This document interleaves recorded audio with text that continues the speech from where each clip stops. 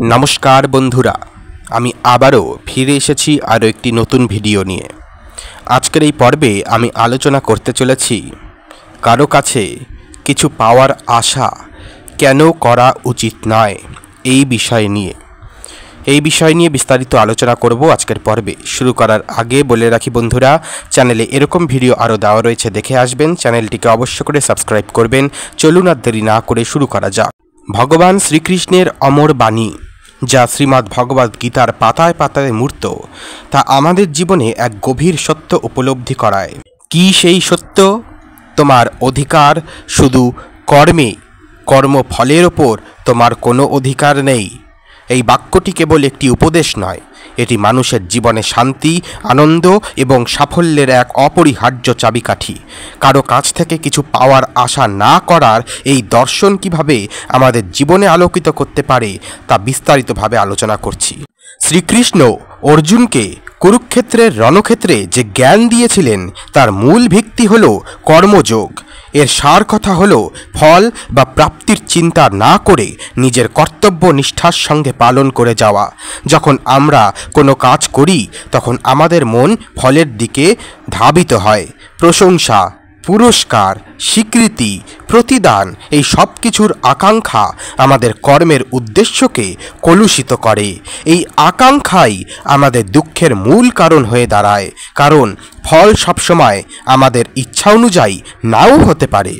কেন আশা রাখা উচিত নয়? দুঃখের কারণ, যখন আমরা কারো কাছ থেকে কিছু আশা করি আর তা পূর্ণ হয় না, তখন আমরা হতাশ হই, দুঃখ পাই, এমনকি ক্রুদ্ধ হই। এই চক্র আমাদের মানসিক শান্তি কেড়ে নেয়। কর্মের গুণগত মান হ্রাস, ফলের আশায় কাজ করলে মন বিক্ষিপ্ত থাকে। আমরা কাজের প্রতি পূর্ণ মনোযোগ দিতে পারি না, যার ফলে কাজের গুণগত মান কমে যায়। আসক্তি ও বন্ধন, আশা আমাদের আসক্তিতে আবদ্ধ করে। আমরা ব্যক্তি বা বস্তুর প্রতি নির্ভরশীল হয়ে পড়ি, যা আমাদের আধ্যাত্মিক উন্নতির পথে বাধা সৃষ্টি করে। স্বাধীনতার অভাব, যখন আমরা ফলের প্রতি অনাসক্ত থাকি তখন আমরা স্বাধীনভাবে কাজ করতে পারি।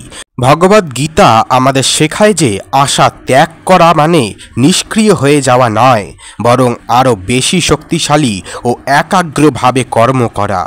মুক্তির পথ, ফলাফলের প্রতি অনাসক্তি আমাদের মনকে মুক্ত করে।